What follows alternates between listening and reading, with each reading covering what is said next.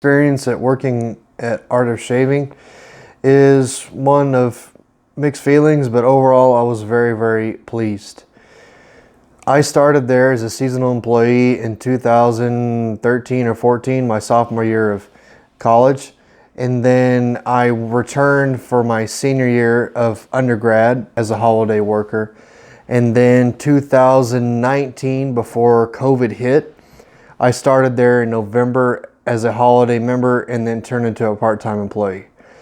Now I'll say this, when I first started, it was extremely fun. It was a wonderful job. They paid really well. The commission was very, very straightforward.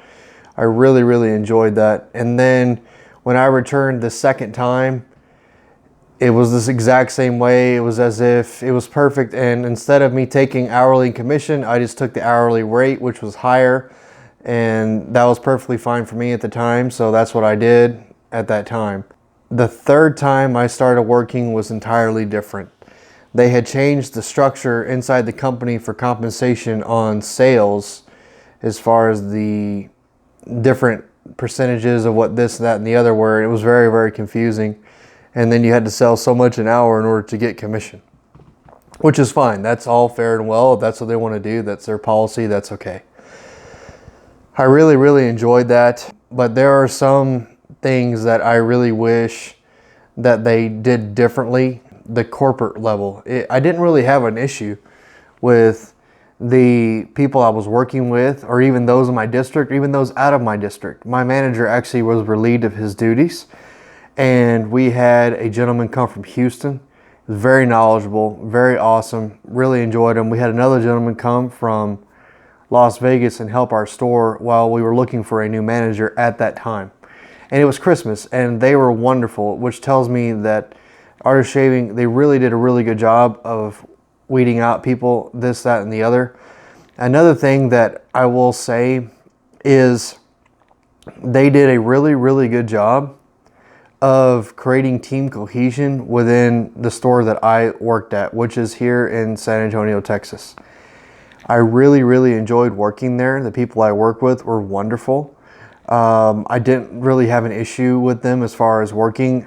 Just like in any sales job, sometimes it can be a little conflict, I guess, in one way or the other. But for me, a lot of us had the idea of we raise the boat and all boats, rise at the same time.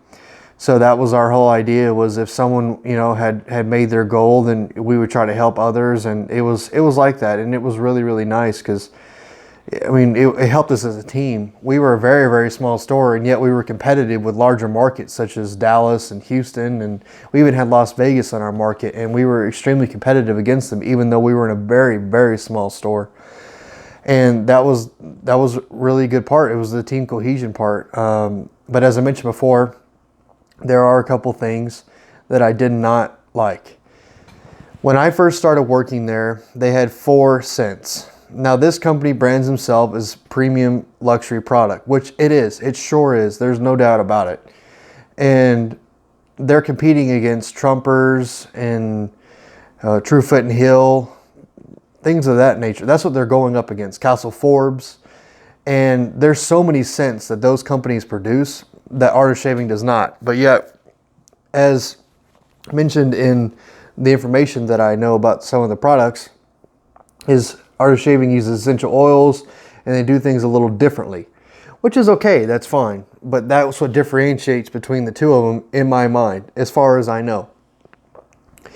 And it was just, a lot of times people would come in, and really the only one we really had that sold a lot, and it was not even close, was Sandalwood. And that is the #1 seller that they have. And it's a really, really good scent. It smells really nice.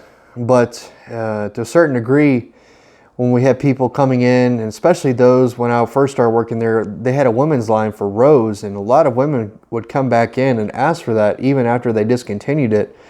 And I just didn't know why you would cut half of your market out. And yeah, lavender's nice. The lavender is a very nice, clean scent, but at the same time, you're cutting half the market out. And I just never understood that.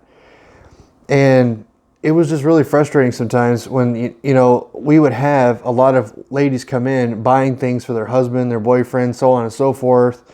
And we could sell it to them and we could sell it to the other customers as well, the men obviously, and that's a 2-for-1. But for so many things, that just wasn't an option sometimes. I mean, a lot of women would just get the unscented or the lavender, which is fine, but you know, if you're competing against these other brands, especially these historic brands, you have to bring out more. You know, where's the beef, pretty much.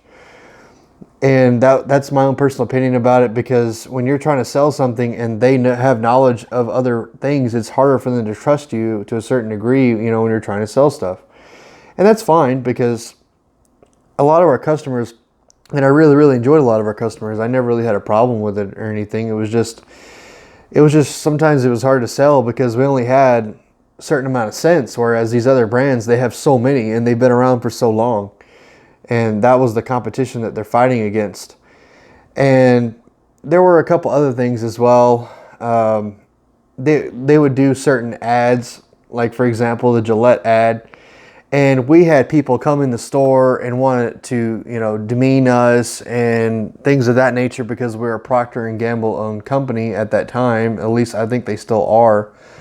And it was not fun. I mean, it was not fun, because all I wanted to do was just, I really enjoyed the brand. I loved working for it. It was awesome. And the extracurricular activities that I had to deal with because of that, it wasn't fun, you know, because they decided to make a video about that, which is, I mean, if that's what they want to do, that's fine. But I don't think the people at the top realize those that had to deal with it, that were selling, you know, those that are on the floor dealing with that.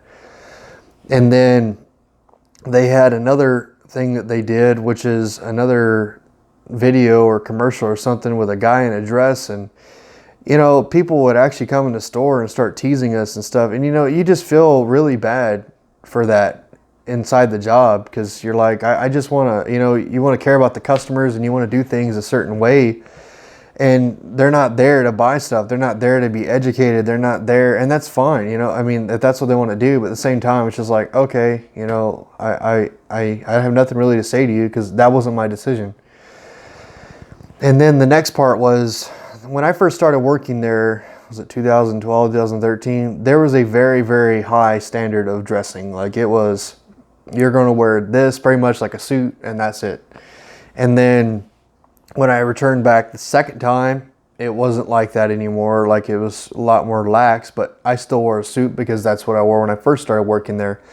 And the third time that I returned, that did not exist. That wasn't a policy. That was just, and it was just really interesting, because I thought to myself, you're selling something that's marketed as a high brand, but you're not representing it as such. I mean, we had Carolina Herrera like 2 or 3 doors down, Louis Vuitton 3 doors down. You know, that's a high-end store. They sell things, and they usually look very elegant and very, very professional.